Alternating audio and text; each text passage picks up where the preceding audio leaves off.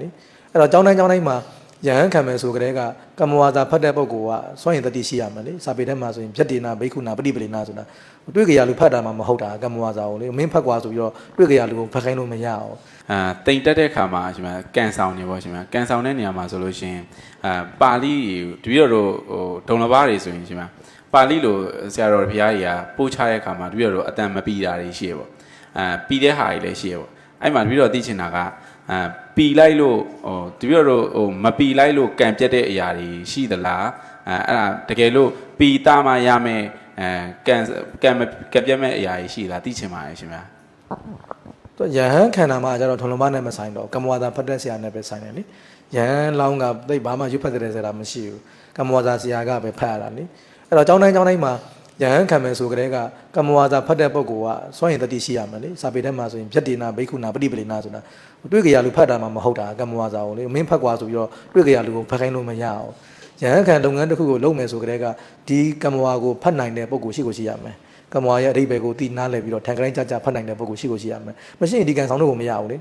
နော်အဲ့တော့အကြောင်းယတ္တပฏิပလယဟန်ဆိုတာရှိရမယ်ကျောင်းတိုင်းမှာလေ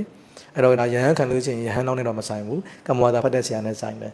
ရှင်ပြုလို့ရှိရင်တော့နှစ်ဖက်လုံးဆိုင်သွားတယ်တရဏဂုံပေးတဲ့ဆရာကောတရဏဂုံရွတ်တဲ့ရှင်လောင်းကောပေါ့နော်နှစ်ယောက်လုံးကထန်ကတိုင်းကြတရဏဂုံကိုပေးရတယ်ထန်ကတိုင်းကြဆိုတော့တချို့ကနည်းနည်းပြောင်းတလို့ဘာလို့ပြောတာရှိသေးတယ်မြန်မာနိုင်ငံမှာကဒီဘုဒ္ဓတရဏကိစ္စမျိုးတချို့ထန်ကတိုင်းကိုရွတ်တဲ့ခါမှာတအားဆောက်ငေါက်ပြီးရွတ်ကြတာဟုတ်နော်တရွေးဆရာအောင်တော့တချို့ကရွတ်ကြတာပေါ့နော်ဗုဒ္ဓံဆိုအကျယ်ကြီးဆောက်ငေါက်ပြီးရွတ်ကြတာအဲ့လောက်ထိတော့မလိုပါဘူးပေါ့နော်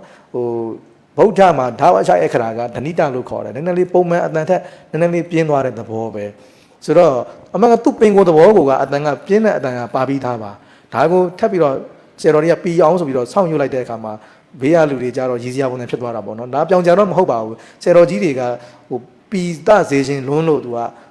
ပီတအဲ့လိုပြင်းပြင်းထန်ထန်ရွတ်လိုက်တဲ့အခါမှာအပြင်လူအနေနဲ့ကြည့်တော့ရည်စရာလိုဖြစ်သွားတာပေါ့ဒါကြောင့်တကယ်နားလည်တဲ့ပုံကိုယ်တွေဆရာတော်ကြီးတွေကြတော့တအားကြီးကိုတရွေးစင်လောက်အောင်ကြီးကိုစောင့်ငေါက်ပြီးမရွတ်ပါဘူးပုံမှန်တိတိတတ်တာလေးနည်းနည်းလေးအတန်ကလေးကွဲုံလောက်ပဲပြင်းထန်တယ်ဆိုရင်လောက်ပဲရွတ်တာပါကမ္မဝါစာထန်ကတိုင်းကိုလေကျိုးဆိုရင်ဆရာတော်ကြီးတွေဆိုရင်တိတ်တောင်မသိတောင်ရွတ်ကြတာပေါ့နော်အဲကြောင့်ကျွမ်းကျင်တဲ့ပုံကိုယ်တွေဆိုလို့ရှိရင်အရင်ကိုပြင်းပြင်းထန်ထန်မရွတ်ဘူးပုံမှန်လေးပဲရွတ်ပါတယ်ဒါပေမဲ့ထန်ကတိုင်းပြီးပါတယ်ထန်ကတိုင်းပြီးတယ်အဲ့တော့ဆိုလိုတာကစောင့်ငေါက်ပြီးတော့အရင်အော်ကြီးဟစ်ကျရွတ်မှာမဟုတ်ပါဘူးပုံမှန်အတန်လေးတန်ထားလေးကိုနည်းနည်းလေးသူ့ထန်ကတိုင်းနဲ့သူထိအောင်ရွတ်ရင်ရပါပြီနော်